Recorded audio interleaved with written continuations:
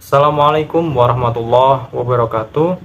Di sini saya akan menyampaikan materi filsafat hukum Islam, yakni tentang prinsip-prinsip maqasid syariah. Secara bahasa, maqasid syariah terdiri dari dua kata, yaitu maqasid yang artinya kesengajaan ataupun tujuan, kemudian syariat artinya jalan menuju sumber. Ini pula dikatakan sebagai jalan ke arah sumber pokok kehidupan. Kemudian tujuan maqasid adalah untuk kemaslahatan manusia. Kemaslahatan dapat terrealisasikan dengan baik jika 5 pokok dapat diwujudkan dan dipelihara, yaitu yang pertama agama, jiwa, keturunan, akal, dan harta.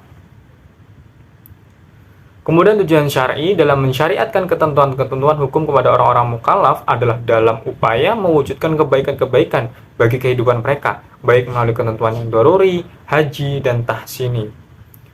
Syatibi berpandangan bahwa tujuan utama dari syariah adalah untuk menjaga dan memperjuangkan 3 kategori hukum. Tujuan dari 3 kategori tersebut adalah untuk memastikan bahwasannya kemaslahatan kaum muslimin baik di dunia maupun di akhirat terwujud dengan cara yang terbaik karena Tuhan berbuat demi kebaikannya. Kemaslahatan yang ingin diselesaikan adalah yang memiliki syarat seperti berikut. Yang pertama, masalah itu harus real atau berdasarkan prediksi yang kuat dan bukan hayalan. Yang kedua, maslahat yang ingin diwujudkan harus benar-benar dapat diterima akal.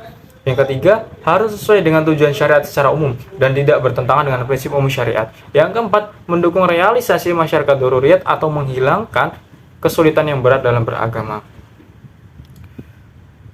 Dalam mempelajari maqasid syariah tentu memiliki beberapa manfaat. Adapun manfaat tersebut yaitu mengungkapkan tujuan, alasan, dan hikmah tasyri' baik yang umum maupun khusus. Kemudian menegaskan karakteristik Islam yang sesuai dengan tiap zaman. Kemudian membantu ulama berijtihad dalam bingkai tujuan syariat Islam, dan kemudian mempersempit perselisihan dan taksub di antara pengikut mazhab fikih. Adapun pelengkap maqasid syariah, ketika Tuhan mensyariatkan sholat untuk menegakkan dan memelihara unsur agama, syari' memerintahkan agar sholat itu dikumandangkan dengan azan sesudah masuk waktu dan dikerjakan dengan berjamaah sebagai kelengkapannya. Kemudian pelengkap maqasid hajiyat, tatkala syara' memberikan kemurahan kepada orang yang sedang berpergian untuk mengqashar sholat lalu disempurnakan kemurahan itu dengan diperbolehkan menjamaknya. Kemudian pelengkap maqasid tahsiniyat, syari' mewajibkan bersuci untuk menegakkan urusan tahsini. Kemudian kewajiban bersuci itu disempurnakan dengan aturan-aturan sunat bagi bersuci. Tatkala syari' mensunatkan menyembelih hewan kurban, disempurnakan perintah itu agar binatang yang dikurbankan dipilih dari binatang yang tidak cacat. Kemudian perantara-perantara maqasid syariah, sebagaimana dijelaskan dengan berulang kali bahwa tujuan hukum perundang-undangan ialah untuk mewujudkan kemaslahatan dan menolak kemudaratan bagi manusia. Maksud tersebut dapat terwujud karena perintah dan kewajiban syariat dilaksanakan dengan sebaik-baiknya dan dijauhi segala larangannya. Pengetahuan dan pemahaman yang benar mengenai sebab-sebab perintah itu dikeluarkan menjadi pendukung utama untuk menaati perintah syariat. Karena sebab-sebab syariat dikeluarkan selalu mengikuti status hukum musababnya. Artinya, jika status hukum musababnya adalah wajib, maka wajib pula hukum sebab yang terjadi perantaranya. Kemudian tak ada bedanya dengan perintah-perintah syariat, larangan-larangannya, dan mempunyai perantara yang mengantar pada perbuatan itu terlarang. Tidak logis apabila suatu perbuatan itu dilarang, sedang perantaranya diperbolehkan.